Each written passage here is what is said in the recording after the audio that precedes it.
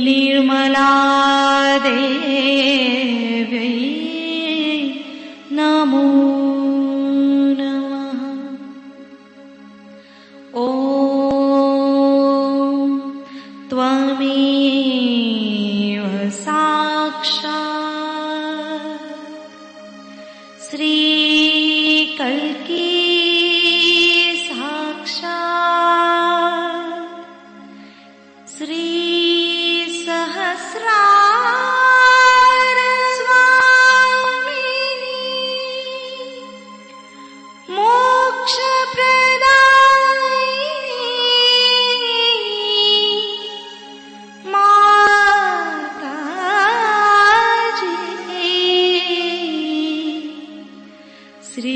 निर्मला देव्यै नमो नमः।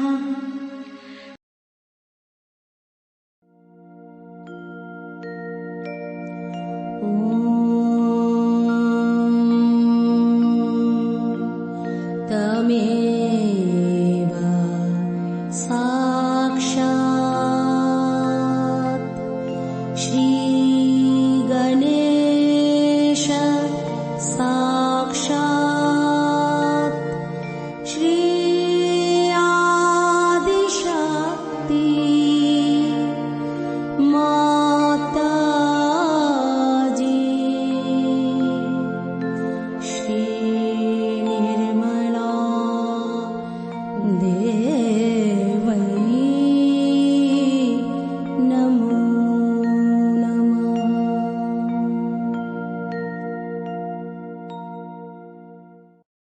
जय श्री माता जी। दोनों हाथ माँ के सामने हृदय में श्री माता जी को नमन करते हुए, परम पूजनीय श्री माता जी, हम सभी के हृदय को अपने रहने के योग्य बनाइए। संपूर्ण चित्त बीचों बीच हृदय में माँ की छवि को स्थिर करेंगे। श्री माता जी, कृपा करके हम सभी के हृदय में आइए। श्री माता जी, हम सभी आपसे बहुत प्रेम करते हैं, कृपा करके हमारे ध्यान में आइए।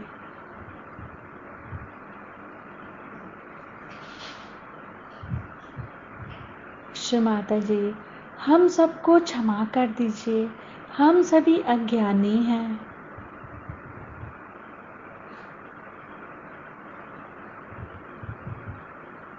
अपने हृदय में बीचों बीच माँ की छवि को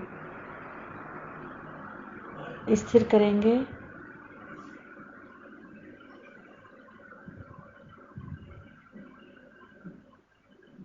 धीरे धीरे अपने संपूर्ण चित्त को दोनों हाथों पे, एक एक अंगुलियों पे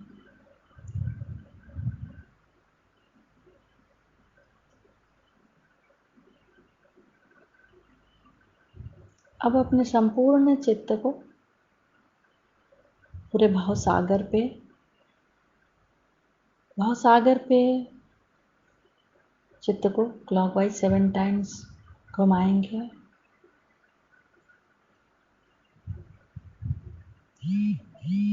श्री माता जी, आप ही तो हमारी गुरु हैं और आप ही भी हमारी स्वामिनी हैं।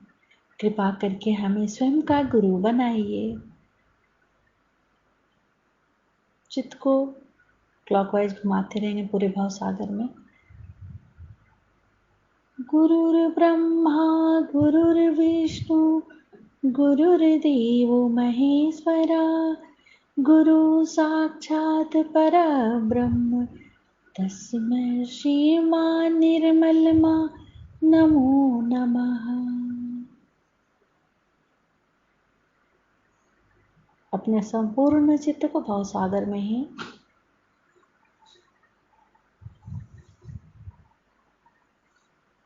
श्री माता जी, कृपा करके हमारे भवसागर में जो कुछ भी है उसे हम आपके श्री चरणों में समर्पित करते हैं। इन्हें स्वीकार कीजिए।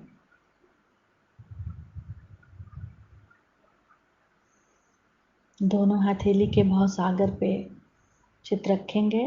पहले बाएं हथेली के भाव सागर को चित्त द्वारा देखेंगे,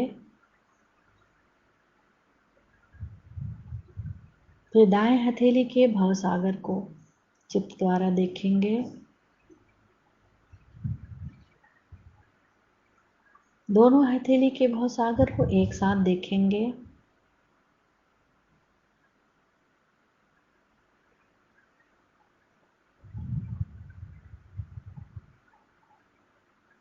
दोनों हथेली के भाव सागर और अपने नाभि के पेट के चारों तरफ भाव सागर एक साथ तीनों जगह चित्त रखेंगे।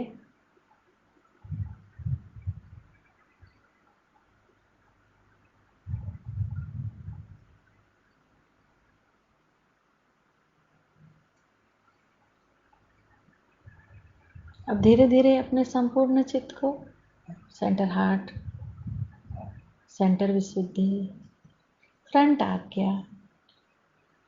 आज्ञा पर राइट हैंड रख के श्री निर्विचारिता मंत्र ओम त्वमेव साक्षात श्री निर्विचारिता साक्षात श्री आदि शक्ति माताजी श्री निर्मला देव्यै नमो नमः।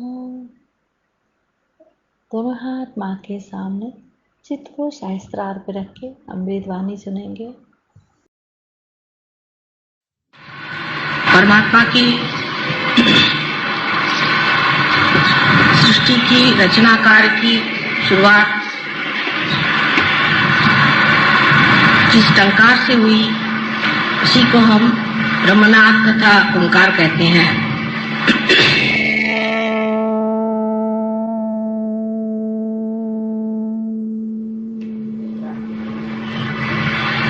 इस टंकार से जो नाद विश्व में फैला वो नाम पवित्र ताकत। सबसे प्रथम परमात्मा ने इस सृष्टि में पवित्रता का संचालन किया।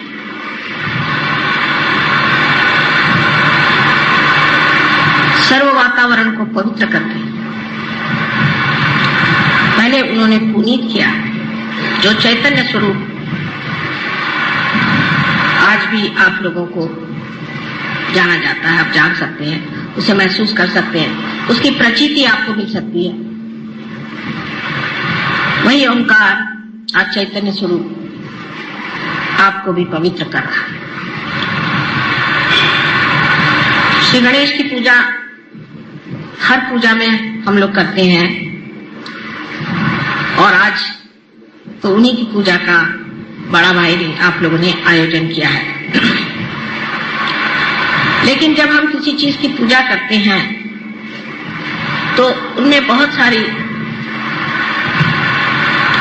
विविध स्वरूप की मांगे होती हैं। कुछ लोग होते हैं कामार्थी होते हैं, कुछ लोग पैसा मांगते हैं, कुछ लोग कहते हैं हमारा कार्य ठीक से हो जाए, कुछ कहते हैं कि हमारी दुनिया में बड़ी शोहरत हो जाए, बहुत हमें फेम मिल जाए, सब दूर हमें बड़ा मान मिले। कोई कहता है कि हमारी नौकरी अच्छे से चली तो अच्छा है, कोई कहता हमारा बिजनेस चलना चाहिए, कोई कहता हमारे मकान बनने चाहिए। ये सब कामार्थ की बात है। और इसी तरह से मनुष्य की मांगे होते होते वो गणेश की पूजन करता है। यहाँ पर जो सिद्धि विनायक है उसकी भी जागृति मैंने बहुत साल पहले की थी। उससे सब लोग उसे सिद्धि विनायक के पास जाकर के हमें ये चीज दे दो, हमें वो चीज दे दो मांगते हैं। लेकिन यह सिद्धि विनायक ये चीज देने वाला नहीं है, ये वस्तु देने वाला नहीं है। उसके लिए तो बहुत से दुनिया में चमत्कार करने वाले बैठे हैं जो आपको हीरे दे देंगे, पन्ने दे देंगे और आपका सर्वस्व छीन लेंगे। ओंकार स्वयं निराकार, उसका कोई आकार ही नहीं। सो सर्वप्रथम जो श्री गणेश का स्वरूप था वो निराकार था। आज हम उनकी साकार में पूजा करते हैं, लेकिन सहयोगियों को जानना चाहिए कि हमारे जीवन का अंतिम लक्ष्य क्या है, हम क्या चाहते हैं, उसकी पूर्ति हमने की है। Have we fulfilled our destiny? हम किस लिए सहयोग में आए? इसलिए आए कि हमारी तंदुरुस्ती ठीक हो जाए, हमारा बिजनेस ठीक हो जाए और हमें बड़ी मान्यता मिले, इलेक्शन में जीत जाए। ये तो सभी मानते हैं, इसमें कौन सी विशेषता है। लेकिन सहयोगियों को ये सोचना चाहिए कि आज जो हम एक नए स्तर पे उठ खड़े हुए हैं, एक नए मंजिल पर खड़े हुए हैं, तो इससे हमें क्या पाने का है और हमारी क्या इच्छा है। फिर यही बात आती है कि जिस गणेश को आप पूछते हैं आज साकार में, उसे निराकार में प्राप्त करना है, उसको अपने अंदर प्राप्त करना है, अपने अंदर विराजना है। ये नहीं कि गए उनको फूल चढ़ा दिए, तो सभी करते, उनको फूल चढ़ा दिया, उनकी पूजा कर ली, माँ की भी पूजा हो गई, गौरी की भी पूजा हो गई, लेकिन उनकी शक्ति आपके अंदर आप संग्रहित कर सकते हैं, उसका आप परिणाम दे सकते हैं। आप उसे अपने चित्त को, अपने मन को, बुद्धि को, वाणी को भी शुद्ध कर सकते हैं और उसके अलावा आप दूसरों को भी ये शुद्धि दे सकते हैं। ये गणेश ही के जैसा आपको हमने बनाया, हमने आपको आत्म साक्षात्कार जिस तरह से गणेश को बनाया गया उसी प्रकार आपको बनाया, उसमें कोई फर्क नहीं, एक ही तरह से, एक ही ढंग से बनाया। लेकिन कहाँ गणेश?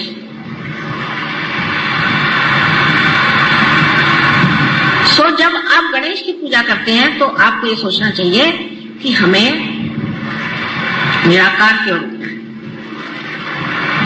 निराकार से एकाकारी करें। हम तो साकारी के पीछे में दौड़ते हैं। अभी एक साहब कोई पूरी मिली के सहयोगी पूना में आकर के मुझे कहने लगे कि मेरी तो वो भी कृष्ण पूजा भी गई क्योंकि मैं पूना नहीं आ सका, और ये भी पूजा गई। मैंने कहा ये क्यों गई? पहले असल में मैं वहां से गणपति लेकर के आता हूँ अपने भाई के यहाँ, और हमारे 3 दिन का उत्सव होता तो गणपति लेके मैं यहाँ आया हूँ, और वहां की तो पूजा मेरी मिस हो गई। मैंने अभी तक अज्ञान वहीं के वहां बैठा हूँ। यहाँ की पूजा मिस करके आप गणपति यहाँ से 10-15 रुपए का खरीद करके ले गए। गणपति को खरीदा भी जाता है, आप हमें नहीं खरीद सकते, पर गणपति को तो आप खरीद सकते हैं। और फिर जो गणपति के नाम पे जो धंधे कर रहे हैं, इसीलिए पूना में आजकल बरसात हो रही है, इससे गणपति के वो मार्ग ही बंद हो गए। और तब तक बरसात होनी चाहिए जब तक गणपति विसर्जित नहीं हो जाए। विसर्जन करने की जरूरत नहीं होनी चाहिए, वहीं भीख मार के विसर्जित हो जाएंगे। वहां के गणपति के मैंने जो किस्से सुने, मैं तो एकदम अवाक रह गई कि श्री गणपति को बिठाया है और उनके सामने शराब पीते हैं, वहां बैठ के शराब पीते हैं, गंदे गंदे गाने गाते हैं, उसके आगे गंदे गंदे नृत्य करते हैं, और सब गंदी तरह की औरतें वहां जमी रहती हैं और सब तरह के धंधे करते हैं। ये गणपति की विटंबना होगी। अब एक ये मार्ग लोकमान्य तिलक ने बताया था कि इसको गणपति को सामाजिक बना दीजिए, और सामाजिकता में जो है आपके सामने एक चीज ऐसी रहेगी जिसके सामने आप बड़े बड़े ऐसे संगीत के या व्याख्यान मालाओं के इस तरह के आप कार्यक्रम बनाएं जिससे लोगों में एक तरह की जागरण हो जाए। ये तो अच्छे भले लोगों को खराबी के रास्ते पर ले जाने की पूरी व्यवस्था ऐसे गणपतियों ने की है, और जितना बड़ा गणपति उतना ही वहां पाप ज्यादा है। और ऐसे गणपति के सामने पाप करने से वो क्यों छोड़ेगा? वो इन लोगों को छोड़ने वाला नहीं। अब जब तक हम बैठे हैं ठीक है, लेकिन बाद में वो ठिकाना नहीं होने वाला, क्योंकि वो जानते हैं कहाँ कहाँ काम करना है और कहाँ मेहनत करनी है।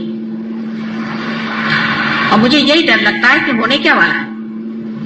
पुण्य पट्टनम जिसे कहते हैं, ऐसे पुणे शहर में एक तो वैसे एक राक्षस बैठा हुआ है और भी बहुत सारे वहां इकट्ठे हो गए।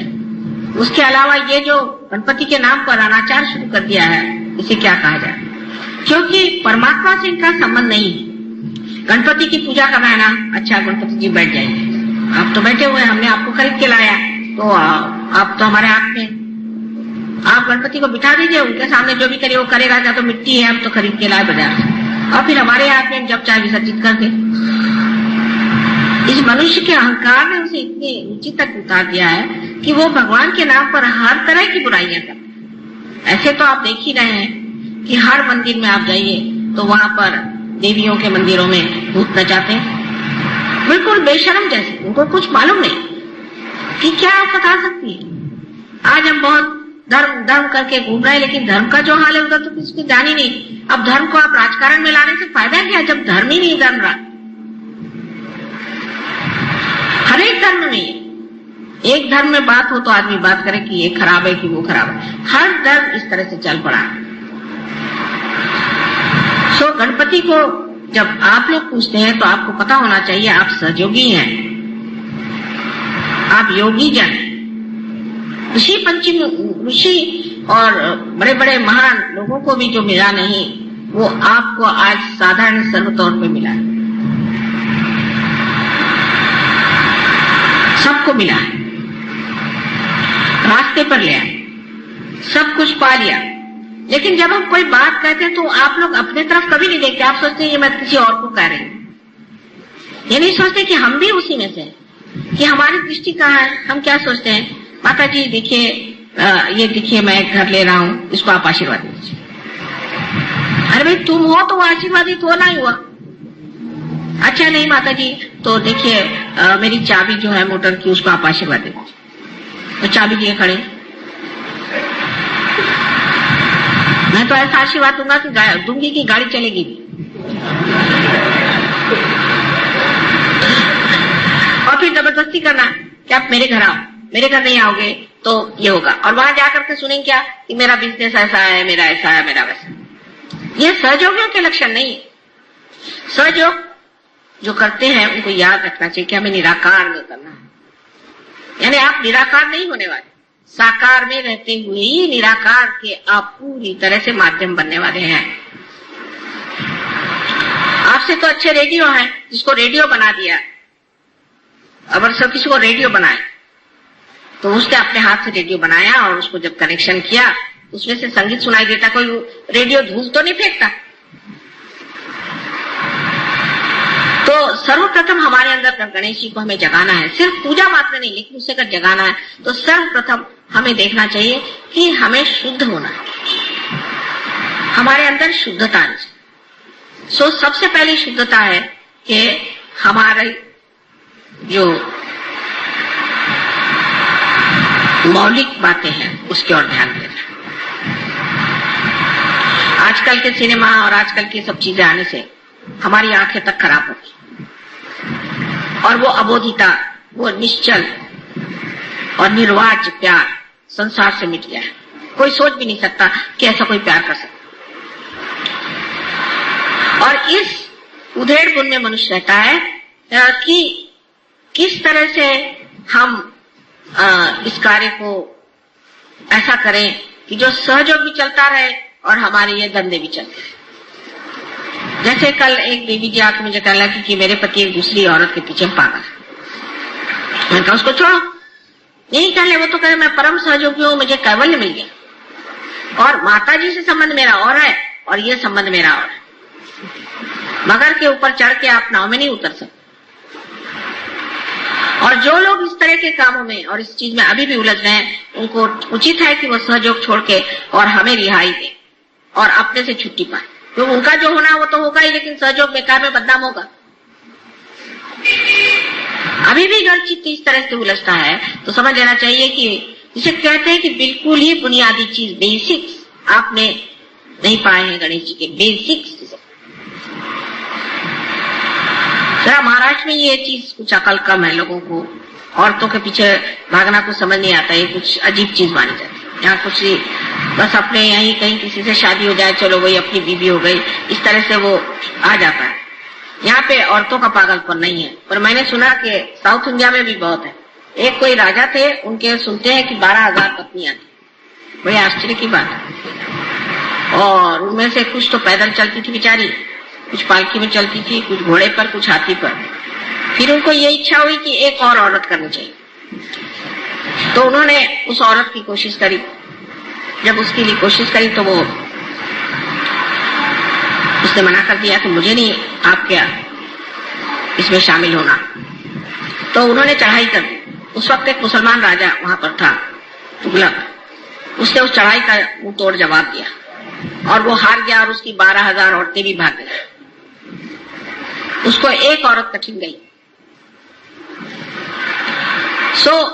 हमारे सहयोगियों को भी समझना चाहिए कि हमें किस तरह से अपनी शक्ति को अपने अंदर पूर्णतया जीवित रखना चाहिए और किस तरह से हमें अपनी वर्जिनिटी पर, अपने कौमारी व्यवस्था पर, अपने गौरी स्थिति पर बहुत गर्व होना चाहिए, क्योंकि यही स्त्री की शक्ति है। अगर यह स्त्री की शक्ति छिन जाती है तो फिर ऐसी स्त्री किसी काम की नहीं रह जाती और इसीलिए ऐसी स्त्री को कोई पूछता भी नहीं और उसे मानता भी नहीं। हालांकि आजकल आप दुनिया में देखते हैं कि लोग जो है बहुसंख्य लोग हैं, बहुसंख्य ये लोग ऐसी औरतों को मानते हैं जो बिल्कुल मशहूर कहना चाहिए गंदगी से लबालब, जिनमें पवित्रता छुई भी नहीं। ये जो बहुसंख्य है ये एक ही मार्ग से जा रहे हैं अपने नर्क की ओर। बहुसंख्य जाएंगे और वहां बहुसंख्यों का जो हाल होने वाला है वो मुझे आज ही दिखाई दे रहा है। बहरहाल आप बहुसंख्य नहीं, आप अल्पसंख्य हैं और आपकी स्थिति और है। इसलिए जान लीजिए कि इस तरह के कामों में उलझना आपको बिल्कुल शोभा नहीं देगी। और अभी भी थोड़े थोड़े लोगों में मैं देखती हूँ का चित्त इधर उधर बहुत घूमता है। यह तो सबसे प्रथम चीज हमें जाननी चाहिए कि हमारी नैतिकता जो है, कम से कम हमारी नैतिकता ठीक होनी चाहिए। अब दूसरी जो चीज हिंदुस्तानियों में है, खास करके जो प्रदेश में छूटी है, उनका नैतिकता का बल कम है, लेकिन भौतिकता का बल वहां जबरदस्त है, क्योंकि उनको भौतिक चीजों में कोई दिलचस्पी नहीं, भौतिक चीज उनको कोई मनोरंजक नहीं लगती। पर हिंदुस्तानियों की तो आंखें हर एक दुकान में जब तक उसका सब एडवर्टीजमेंट पढ़ के वो न हो जाए तब तक उनको चैन नहीं आता। हर पीछे मुड़ मुड़ के पढ़ेंगे हर एडवर्टीजमेंट, यहाँ क्या मिलता है, वहां क्या मिलता है, यहाँ क्या खरीदना, वहां क्या। और जब प्रदेश में भी ये जाते हैं तो बाजारी की धुन में रहते, बहुत शर्म आती। और जब यहाँ से भी प्रदेश में जाते हैं जो शादी वादी होके जाते हैं, वो तो इस कदर भौतिक लोग होते हैं कुछ समझ में नहीं आता कि उनकी भौतिकता क्या है। गणपतिपुणे में भी ऐसा दिखाई देता है कि लोग यानी ये कि भाई साहब हमें एक चीज मिली है लेकिन अभी तक हमें ये चीज नहीं मिली तो ये भी दे दीजिए। कितना ओछा, सब पैर की ठोकर पे होना चाहिए। तब आपने कहीं अपनी आंख उस निराकार के ओर उठाई कि जहां सारी भौतिकता ठोकर पे। जब तक ये शान आपके अंदर नहीं आएगी तो आप कहाँ के सहयोगी हो सकते हैं। तुकाराम को देखिए, ठीक है आप जिस पोजीशन में है उसके तरह से रहिए। जैसे राजा जनक थे, राजा थे तो राजा बन के रहते थे, पर सब ठोकरों पे चीजें रखते थे। और जब तक आपके अंदर ये भौतिकता बंधी हुई है तो आपका पहला ही जो चरण है वो मंदिर में ही नहीं आ सकता। श्री गणेश ठीक है, माँ है वो देना चाहती है, क्योंकि इसी तरह से तो मैं जता सकती हूँ कि आपको प्यार करती हूँ, लेकिन इसका मतलब नहीं कि मेरे लिए वो बहुत बड़ी चीज है। बहुत बार शब्दों से नहीं कहा जा सकता।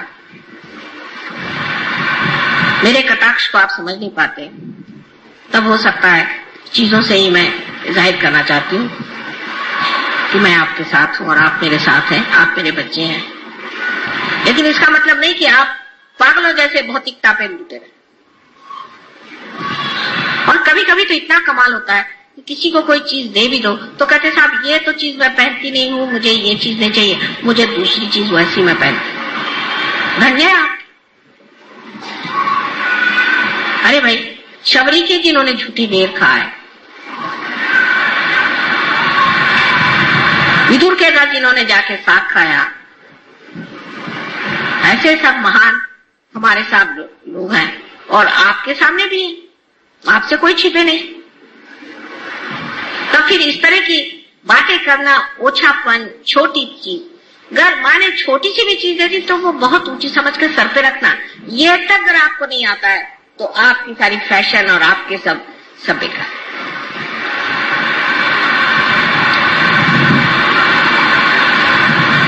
जो चीज श्री गणेश की है उसमें सबसे पहली चीज है कि मनुष्य को अपना चित्त स्वच्छ कर लेना चाहिए। चित्त स्वच्छ करने का तरीका, ये चित्त कहाँ है आपका? चित्त अगर परमात्मा में है तो शुद्ध है ही आप, क्योंकि चैतन्य आप में बह रहा है।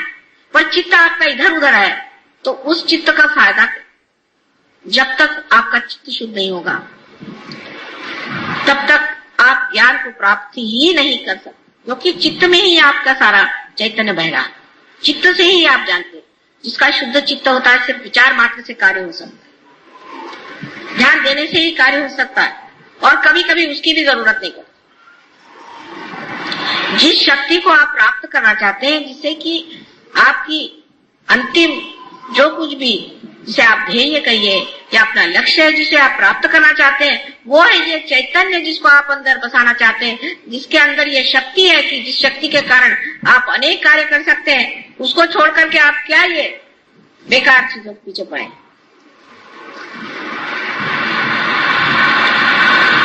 चित्त सारा इसमें रहेगा कि सहयोग में आने से हम कितने रुपए पैसे कमा सकते हैं, नहीं तो क्या क्या चीज मार सकते हैं। उससे जरा ऊंचे उठे तो इस पे चित्त रहेगा कि हम किस तरह से अपनी बीमारी ठीक कर लें। उसके बाद और चित्त उठा तो ज्यादा से ज्यादा ये कि माँ के दर्शन होने चाहिए। अब हर जगह से, कभी औरंगाबाद से तो कभी आपके संगमनेर से तो कहीं से लोग बस आ जमते, दिल्ली से कलकत्ते से जम गए।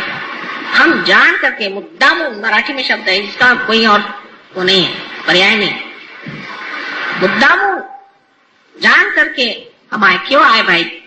मेरे पास टाइम नहीं है, यहाँ मुद्दामू ना आए कि सबसे लड़ाई करने का, कि माँ के दर्शन, हम दर्शन करें। दर्शन तो तुम्हारे हृदय में ही हो सकते हैं। अरे तुमको इतनी शक्ति दे दी, उसके ही दर्शन करो, बहुत है। हम तो शक्ति ही है ना, हमें निराकार में तुमने प्राप्त नहीं किया है, इसलिए दर्शन चाहिए। फिर बैठ करके घंटों इधर की बात उधर की बात, समय बर्बाद करना क्या जरूरत? शक्ति स्वरूप होने में आप स्वयं शक्ति हो सकते, लेकिन ये रुकावटें कब जाएंगी और कब हम समझेंगे कि हम स्वयं वो शक्ति स्वरूप हो सकते हैं, और हमारे अंदर इतनी शक्तियां हैं, उसके अंदर हमें रमान होना चाहिए, जिसके कारण कुछ भी न करते हुए सारा काम हो जाए। लेकिन ये विचार दिमाग में नहीं आता आसानी से। अज्ञान ही नहीं है, सिर्फ अज्ञान हो तो मैं कहूँ ठीक है, सिर्फ अज्ञान ही, अज्ञान ही नहीं है, लालच जो जकड़े हुए हमें, और दूसरी ममता माया, ये मेरा लड़का, ये मेरा बेटा, ये मेरी बेटी। और जिस वक्त आप इसे सोचते हैं तब ये सोचना चाहिए कि हम माँ के भी तो बेटे हैं, उनकी भी तो बेटी हैं, और उनके ही हम आप बेटे हैं। सहयोग में आने के बाद आपका जीवन बदल गया, आप दूसरे खानदान में चले गए, आपका घर बदल गया, आपका गोत्र बदल गया, आपकी जाति बदल गई, आपका धर्म बदल गया, आप पूरी तरह से बदल करके एक नए हो गए, नए मानव हो गए हैं। वो क्यों? क्योंकि आपकी माँ जो है उसने आपको जागृति दी, तो आप सब पूरी तरह से बदल गए। जैसे एक गणेश जी को बनाने से हमारे हजारों काम, करोड़ों काम हो जाते हैं, क्योंकि उनके अंदर पूर्णतया माँ पे ही श्रद्धा, माँ के ही लिए सब पूर्णतया शरणागत होने की स्थिति है। सो जब तक वो शुद्धता हमारे हृदय में नहीं आएगी, जब तक हमारे मन में हम उस शुद्धता को प्राप्त नहीं करेंगे, तब तक वो शरणागति आएगी नहीं। ये तो ऐसा ही है कि जब तक आप गंगा पर नहीं जाएंगे और उसमें गगरी नहीं डुबाएंगे, और गगरी के अंदर अगर जगह नहीं होगी तो उसमें पानी कैसे आएगा? ये सीधा हिसाब। सो जरूरी है कि हम अपने चित्त को शुद्ध करें, और चित्त को शुद्ध करके वो शुद्ध चित्त ही हम अपने माँ को दे सकते हैं। अशुद्ध चीज से तो हमें तकलीफ ही होती रहती है।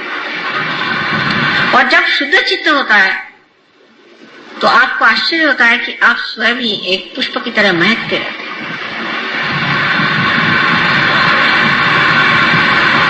और आपको देख करके मैं भी बहुत प्रसन्न हो जाती हूँ कि हाँ, क्या मेरा बेटा खड़ा हुआ है, क्या मेरी बेटी खड़ी है। और सब चीजों से मुझे प्रसन्न नहीं होता, कि आप बड़े अच्छे कपड़े पहन के मेरे सामने खड़े हो जाएं, सूट बूट पहन के या बाल कटा के मुंह में लिपस्टिक लगा के, उससे मुझे बिल्कुल प्रसन्नता नहीं होती। उल्टे मुझे लगता है ये जा रहे अब बस्ते से हट रहे। इस तरह की जो आधुनिकता है उसे प्राप्त कर लेना, गणेश के ओर से मुंह मोड़ लेना है। उसकी क्या जरूरत है? वो तो पुरातन है और हम भी बहुत ही पुरातन हैं। इसलिए अगर आप हमारे बेटे हैं और हमारी बेटियां हैं तो जिस संस्कृति को हम पुरातन मानते हैं उसी से आपको चलना होगा, रहना होगा। और इसका नजारा बहुत खराब दिखाई देता है बाहर।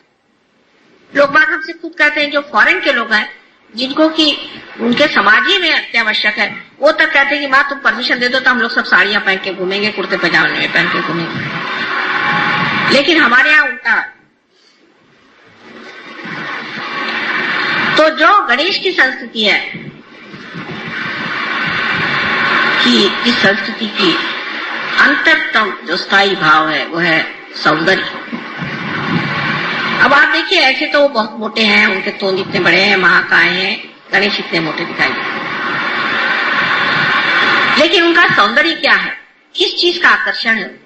लोकमान्य तिलक ने क्यों गणेश जी की मूर्ति को कितना, ऐसे तो महाराष्ट्र में विट्ठल विट्ठल ही लोग करते रहते हैं सुबह से शाम तक, वहां से विट्ठल भी उठ गए। यहाँ तो विट्ठल की बीमारी है सब तंबाकू खाकर।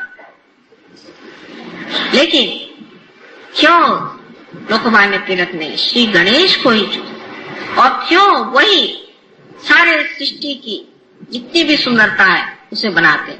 उनका कौन सा स्थायी भाव है जिसके बगैर श्री राम, श्री कृष्ण, ईसा मसीह या बुद्ध या कोई भी नहीं सौंदर्य में उतर सकते थे? वो कौन सा उनके अंदर भाव था?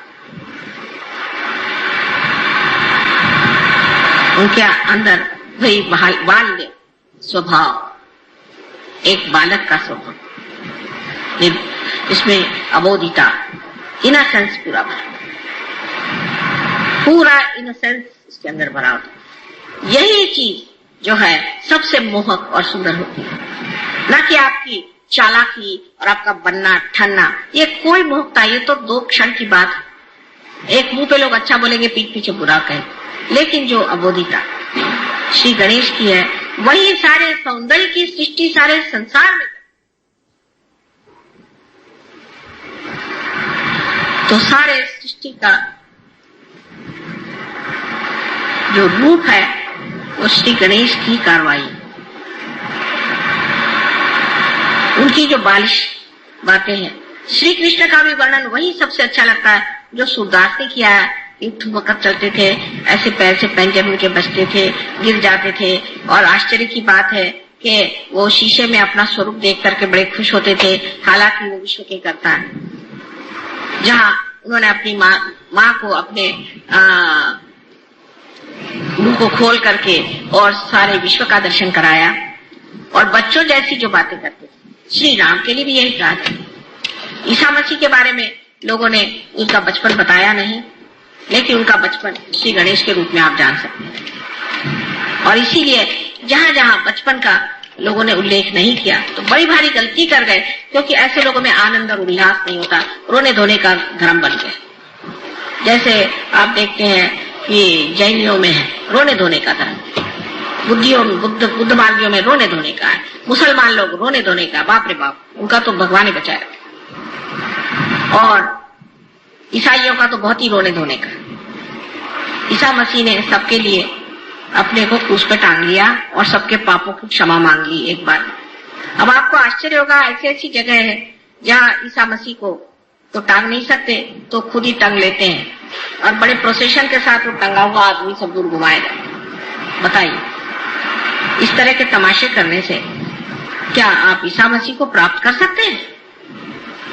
सो जो आनंद है, उस आनंद के प्राप्त करने के लिए सर्वप्रथम आपको गणेश जी जैसे होना चाहिए। उसकी और कौन ध्यान देता है? आज पूजा के बाद भी क्या आप सोचेगा कि माँ ने हमसे बताया कि हमें गणेश जी जैसे अबोध होना चाहिए। चलो कोई आपको ठग भी, हमें भी बहुत लोग कहते हैं कि माँ बहुत सीधी हैं, आप बहुत भोली हैं, आपको लोग ठग लेते हैं। मुझे ठगने वाला अभी तक पैदा नहीं हुआ, लेकिन मैं अपनी माया में उनको जरूर दिखाती हूँ कि तुम थोड़ी देर मुझे ठगो, इससे मैं जानू तो कि तुम कैसे ठग हो। नहीं तो मैं जानूंगी कैसे कि ठगी क्या होती है, क्योंकि मुझे तो मालूम ही नहीं ठगी चीज क्या होती है। जब ये मुझे ठगते हैं तब मुझे पता रहता है कि ये ठग है और ये ठगी होती है। फिर उधर चित्त देने से वो ठग भी खत्म हो जाता है और ठगी भी खत्म हो जाती है। सो जरूरी है कि मनुष्य को उस भोलेपन स्वीकार करना चाहिए। शंकर के लिए भी यही कहा जाता है कि वो बोले, उनमें भोलापन है। कौन से ऐसी देवता है जिसमें भोलापन नहीं? देवी के लिए कहते हैं कि जिस वक्त उनको बहुत क्रोध आया और उन्होंने सारी सृष्टि का संहार करने का विचार कर दिया, बिल्कुल तंग आया, तब सब लोग में हाहाकार मच गया कि जब माँ ही बिगड़ गई तो अब क्या होगा हमारा। और सबको लगा कि अब तो हम सर्वनाश हमेशा के लिए हो जाएगा और फिर से सृष्टि की रचना ही नहीं। उस वक्त शंकर जी को एक बात सूझी कि उन्हीं के बच्चे को उनके पैर के नीचे में डाल दिया पहले, कि तोड़ना है तो इसी बच्चे को तोड़ो। इतनी बड़ी जीभ उनकी निकल आई, बाप रे, मैं अपने बच्चे को ही मिटा रहे। ये बच्चों की तरफ से जो हमारे लिए एक तरह से प्यार, आह्लाद, एकता और जो जिसे हम कहते हैं एकाग्रता, समग्रता, ये प्राप्त होता।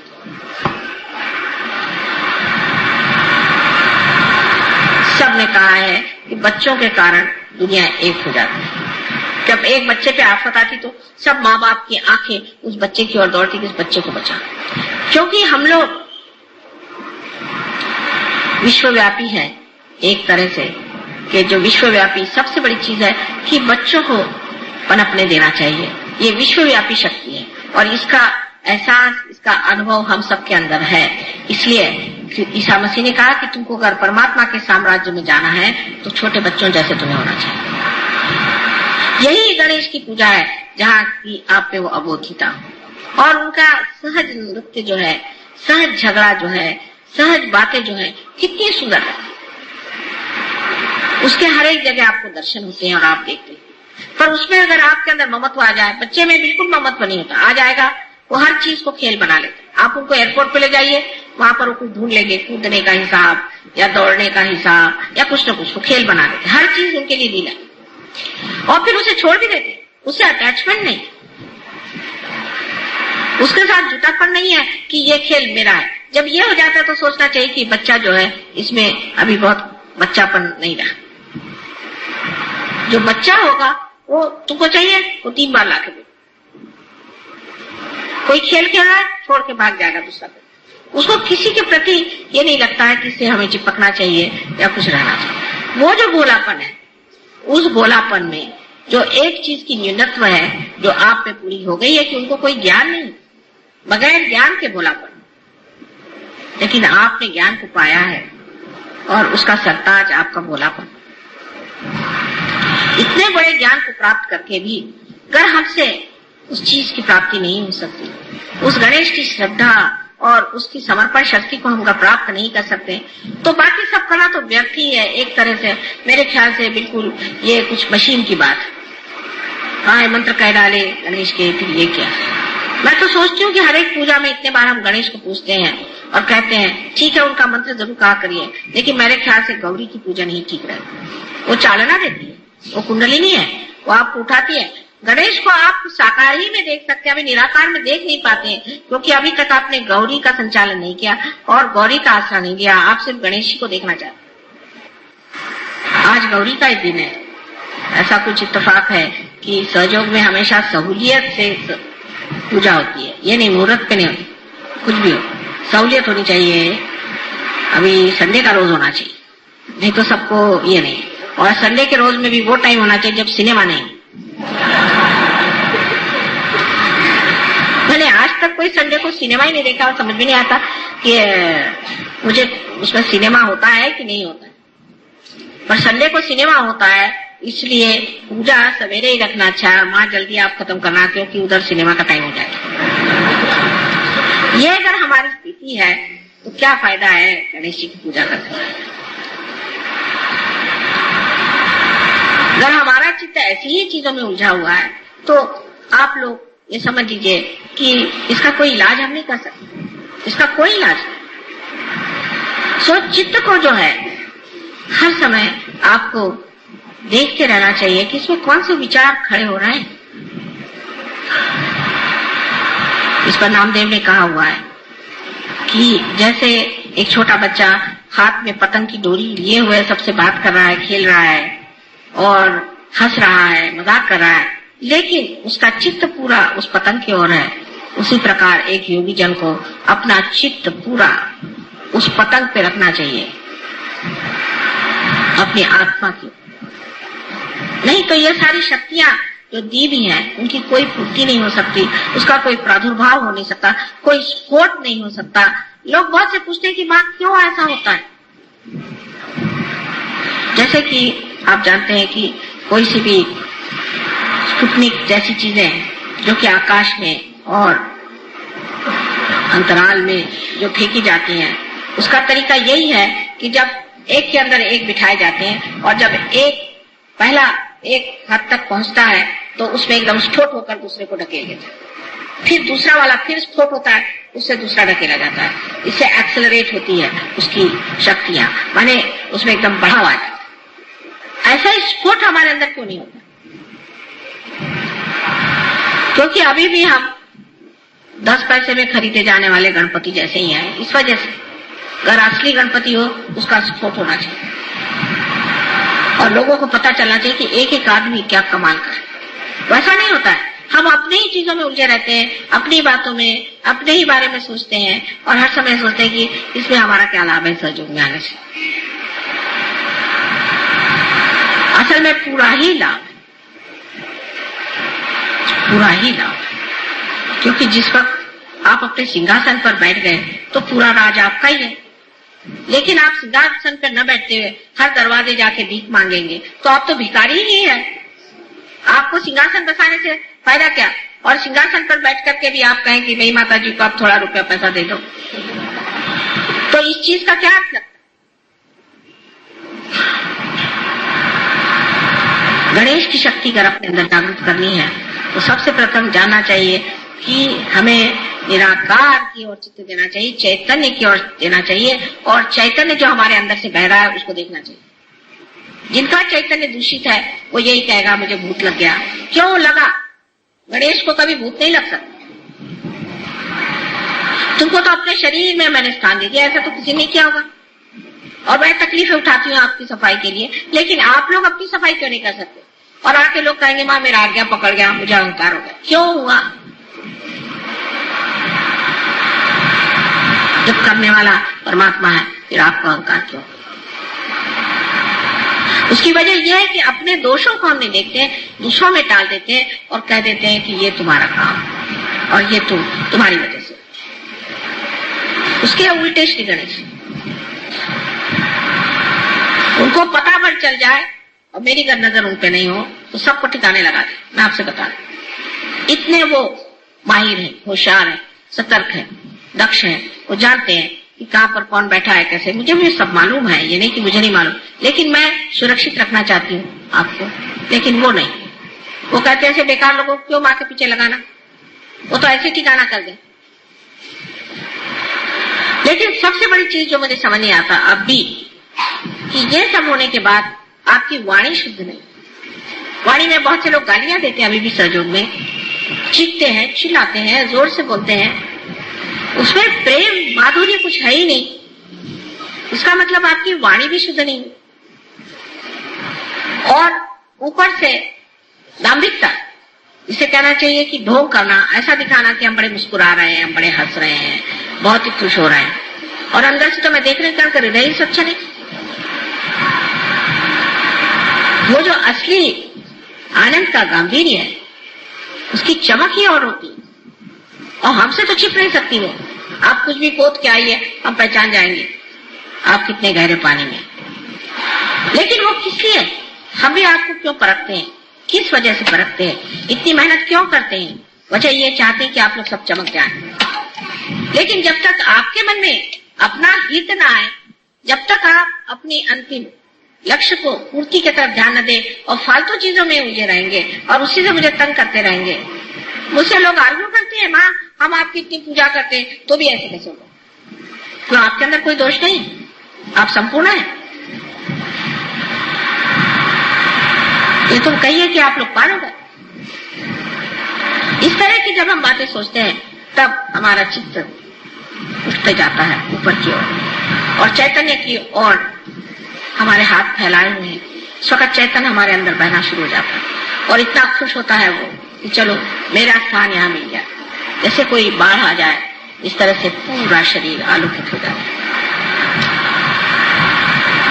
एक दो आदमियों को आलोकित करना तो बहुत आसान चीज है, लेकिन मैं तो चाहती हूँ कि सामूहिकता से हम लोग इस तरह से बने, क्योंकि आज उसकी जरूरत है। नहीं तो सोचे कि ये समाज कहाँ जा रहा है।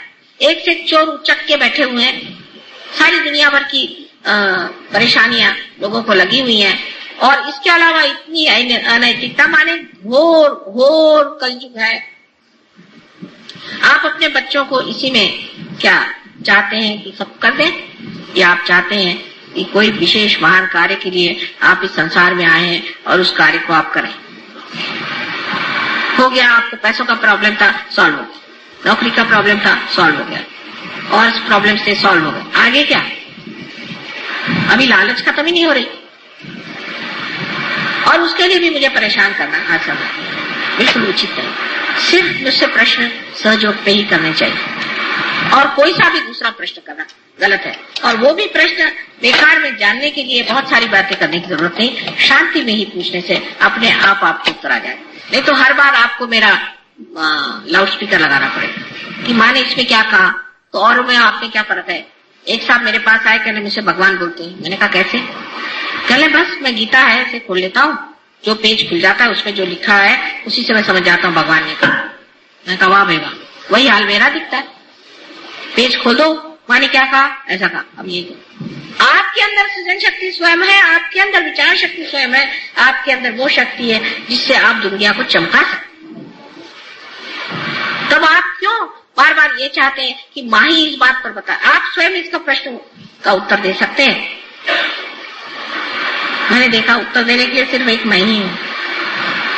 मेरे सामने तो सब प्रॉब्लम्स ही लोग लेके आते हैं, उसमें ऐसा प्रॉब्लम है, उसमें ऐसा प्रॉब्लम है, लेकिन कोई ऐसा नहीं मिलता कि नहीं इसका सोल्यूशन है माँ, आप चिंता न करें, हम कर दिखाएं। कोई भी चीज कह रहे हैं उसमें सिर्फ शक्ति का संचार होते ही वो चीज कुछ और ही हो जाए।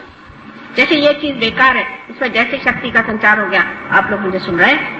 इसी प्रकार कोई सी भी चीज जिससे हम कहते हैं कि जो व्यर्थ है उसमें शक्ति का संचार होते ही वो कमाल के हो जाते हैं। आपको अपने बच्चों से प्यार है, अच्छा उनमें शक्ति का संचार करो, वो बच्चे कमाल के हो जाते हो ही जाएंगे। अगर आपको अपने घर से प्यार है, चलो उसमें शक्ति का संचार करो, मंदिर हो जाए।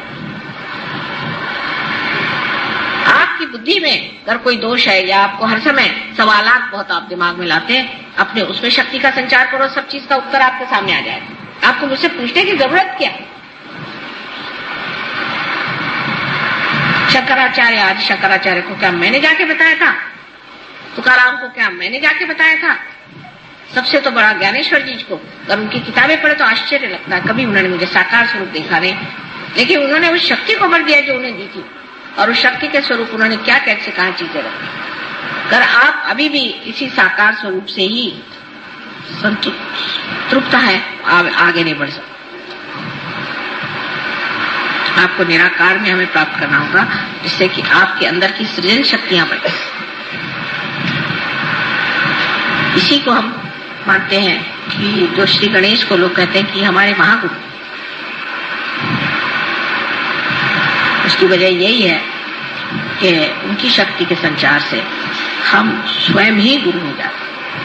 हम कितने बार कहते हैं हम स्वयं के ही गुरु हैं, लेकिन ऐसे कितने लोग हैं मुझे नहीं दिखाते जो अपने टांगों पर खड़े हुए कह सकते हैं कि हाँ माँ ये चीज है, इसका हमारे पास उत्तर है, हम ही को इसका उत्तर मांगो। और जब वो देने लग जाते उत्तर, तो ऐसे उत्तर होते हैं कि सभी दुनिया निरुत्तर हो जाए उनके आगे। क्योंकि जो उत्तर देते हैं इतने अहंकार भरे, इतने बेवकूफी के और इतने निम्न स्तर के होते हैं कि समझ में नहीं आता कि ये सहयोगी है कि कहाँ जाते हैं।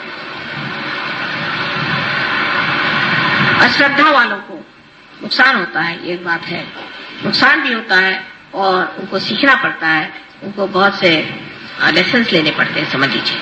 लेकिन वो भी होने के बाद, वो सब होने के बाद भी आप अगर जिंदगी भर स्कूलों में ही पढ़ते रहे तो आपको नौकरी कैसी मिलेगी? हर ईयर आप अगर फेल होते रहे तो आपको नौकरी मिल ही नहीं सकती। परमात्मा आपको क्यों अपना नौकर बनाएगा? क्योंकि आप कहते हैं प्रभु तुम मुझे अपना माध्यम बनाना। भाई वो भी तो सोचते हैं कि माध्यम किसे बनाया जाए। ऐसे डिफेक्टिव लोगों को क्या जरूरत है माध्यम बना करके हर बार आफत हो, उनकी गाड़ी नहीं चल सकती। हम उनके माध्यम बनने के लिए हमारे अंदर सारी शक्तियां हैं, हमारे अंदर जागृति है।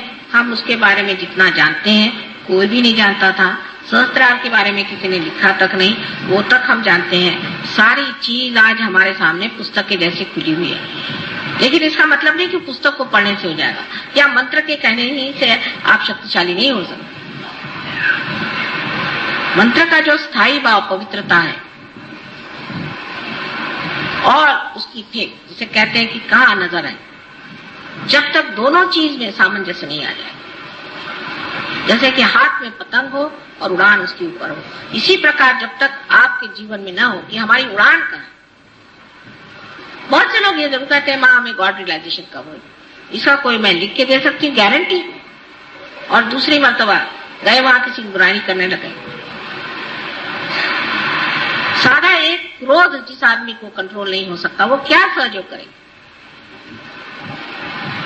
कृष्ण ने क्रोध को सबसे पहले कंडेम किया, सबसे बुरा बताया। क्रोधात भी जाए, क्रोध सबसे खराब चीज, सम्मोहन लाने वाली चीज। सो हमारे अंदर जो गणेश की शक्ति है उसे जागरूक करने में ये सोचना चाहिए हमें पवित्र हो, और पवित्रता में उनका सौंदर्य स्वरूप जो भोला स्वरूप हो लेना नहीं। फिर वो कहेंगे ठीक है हम गणेश है, हम हाथ में परश लेके जिसको उसको मारते थे। वो शक्ति आपके पास नहीं, वो परश आपके हाथ में नहीं है। वो जिस दिन आपके हाथ में आएगी तो आपके हाथ में परश दिया जाएगा। अभी जिससे आप मार रहे हैं वो आप ही का भूत आपको मार रहा है। आप भूत हैं जो आप चीख रहे हैं, चिल्ला रहे हैं और गुस्सा कर रहे हैं, दूसरों को मार रहे हैं। ये गणेश शक्ति नहीं से, क्योंकि आपको पता ही नहीं आप किस पे चिल्ला रहे हैं, क्यों चिल्ला रहे हैं, क्या कर रहे हैं। जिस आदमी का इस तरह से दिमाग खराब है उसे सहयोग में छोड़ के पागल खाने में चला जाना चाहिए, उसका स्थान यहाँ पर नहीं। जो आज का भाषण है उसमें धार है उसी परस की, समझ लीजिए। हमें तो अधिकार, आपको अधिकार नहीं कि आप इस परस को वहां दुनिया भर में घुमाते फिरे। अपनी नाक काट लीजिएगा, अपने कान काट लीजिएगा, किसी को आप काट नहीं सकते।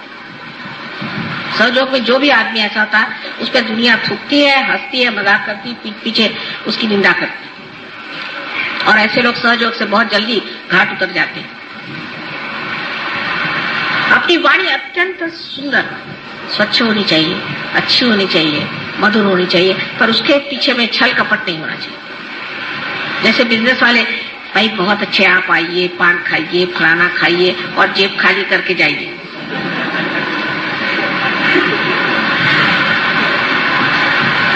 हृदय, बात हृदय से कहनी चाहिए, और जब हृदय से बात कही जाती है तो बड़ी गुणग्राही होती है, क्योंकि हृदय जो है यही सब चीज को समाता है। वही चीज हमेशा के लिए सनातन हो जाती है। बाकी चीजें ऊपरी ऊपरी, बुद्धि की चीज ऊपरी ऊपरी रह जाती है, लेकिन जो चीज हृदय को छू जाती है, जो हृदय स्पर्शी है, वही चीज हृदय में बैठ जाती है। इस चीज की आप गांठ बांध के रखिए। श्री गणेश का स्थान है तो मूलाधार पे, पर जब वो अपने हृदय में आ जाता है तभी वो आत्मा स्वरूप होकर के चैतन्य में होता है। आत्मा जो है वही श्री गणेश, और वही श्री गणेश जब हमारे हृदय से प्रकाश देता है वही वो फिर चैतन्य। जिसने श्री गणेश को अपने हृदय में बिठा लिया उसके लिए फिर कुछ कहने की जरूरत है। उसको कहते हैं कि हर समय मेरा आनंद में डूबा रहता है, उसे और चीजों की खबर ही नहीं होती, न परवाह रहती है, और रिद्धि सिद्धि सब उसके पैर के पास। वो खुद जानता भी नहीं, सोचता भी नहीं, सारे काम अपने आप होते रहते हैं। यह अनुभव सिद्ध है, ये मैं बात ऐसी वैसी नहीं कह रही हूँ, ये अनुभव सिद्ध है। आप लोग जानते हैं, मेरे बारे में जानते हैं, वो आपके बारे में क्यों नहीं होना चाहिए। अभी तो हम ही आपके लिए रिद्धि सिद्धि बने आपके पीछे पीछे घूम रहे हैं, पर सबका समय होता है। आपको भी अपने मंजिल को छोड़ करके दूसरी ओर मुड़ना नहीं चाहिए। अपनी नजर उन्नत करके उस ओर जाना चाहिए जहां आपको जाना है और जिसे आपको प्राप्त करना है। ये ऐसा आज तक कभी हुआ नहीं था, और जो हो रहा है उसको अगर आप भूल जाएंगे तो इसमें दोष हमारा नहीं, और इसकी सजा हमें देने की जरूरत ही नहीं। श्री गणेश बैठे हैं वहां परस लेकर के, इसलिए अपनी ओर दृष्टि, अपने अंदर वो गांभीर्य, श्री गणेश की जो शक्ति है उस गांभीर्य से लिया, अपने अंदर वो आनंद का गांभीर्य। आनंद एक सागर जैसे गंभीर, जैसे ऐसे गंभीर आत्मा को देखते ही मनुष्य पुलकित हो जाए आनंद से। फिर तो आप ही के दर्शन से काम हो जाएगा, मेरी तकलीफें बहुत कम हो जाएगी। तो वो स्थिति आनी पड़ेगी, और आज यही एक निश्चय करके आप पूजा करें कि वही हम स्थिति लाने वाले हैं। और आज विशेषकर गौरी की पूजा, कुंडलिनी की पूजा, जो हमें शक्ति चालना देती है, जो गणेश को ही वो शक्ति देती है जिसके कारण वो चलायमान है, और अब निराकार स्थिति से साकार आकर के और आप लोगों के साकार स्वरूप से ही वो आपको निराकार में उतार सकते हैं, वही वो गौरी शक्ति। तो हम शक्ति के पुजारी हैं, और जो शक्तिशाली नहीं है, निशक्त है, जो अपनी शक्ति की पूजा नहीं करता और जो अपने अंदर वो शक्ति को जगाता नहीं है और उसमें रममान नहीं होता और उसका प्रकाश नहीं देता है, उसके लिए अपने को सहयोगी कहना व्यर्थ है। ऐसे तो बहुत से बंदर और गधे मिल सकते हैं जिन पे मैं लेबल लगा दूं सहयोगी, सहयोगी, सहज गाड़वी, सहज फलाने, सो क्या वो हो जाएंगे?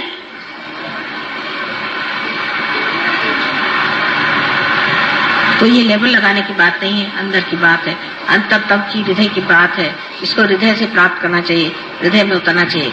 और जितनी भी समाज में, राजकारण में, बाह्य में, बाहरी बातें हैं, उनको अपने अंदर नहीं घुसना देना चाहिए, क्योंकि सब लोग ऐसा करते हैं इसलिए हम भी ऐसा करते हैं। ये सहयोग है, इसमें आपकी अपना व्यक्तित्व है, ये नहीं कि अपनी इंडिविजुअलिटी है, व्यक्तिगत नहीं है, व्यक्तित्व है, हमारी पर्सनालिटी है, हम सहयोगी हैं।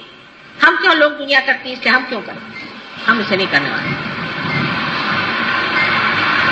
जब तक आप लोग इस हिम्मत के साथ आगे नहीं बढ़ेंगे, सहयोग यहाँ पर कोई पहाड़ नहीं खड़े कर सकता, कोई दलदल शायद खड़ी हो जाए तो हो जाए। माँ के मंसूबे बहुत हैं और मेहनत भी बहुत की, हमने कुछ मेहनत में कमी नहीं की, लेकिन अब चाहते हैं कि आप लोग इधर ध्यान दें और अपने को समाधान में रखें। लेकिन इसका मतलब नहीं है कि मुंह पे मुस्कुराहट लाके हम बड़े समाधानी हैं, नहीं, समाधान को अंदर तौलें।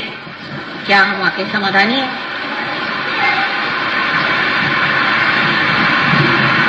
आशा है आप लोग सब पूरी तरह से ध्यान करेंगे और ध्यान की ओर अपना पूरा सर्वस्व लगाएं, तभी काम बनने वाला है। और जब आपके अंदर खुद ये शक्तियां आ जाएंगी, आप आश्चर्य करेंगे कि माँ, हम तो सारे पहाड़ों से ऊंचे हो गए, सारे पेड़ों से भी ज्यादा हरित हो गए, इस पृथ्वी से भी हम विशाल हो गए। जैसे तुकाराम ने कहा था कि मैं तो दिखने में छोटा हूँ लेकिन आकाश कितना बड़ा हूँ। ये जब तक आपके अंदर नहीं होता तो फायदा क्या सहयोग में आने से।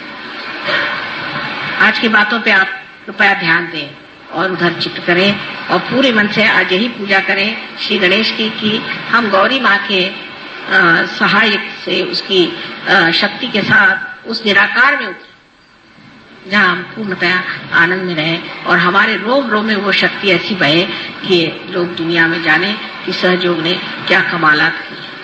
अपने कमाल को पूरी तरह से हासिल कर लेना से एक्सेलेंस कहते हैं, वो चीज आप में आनी चाहिए।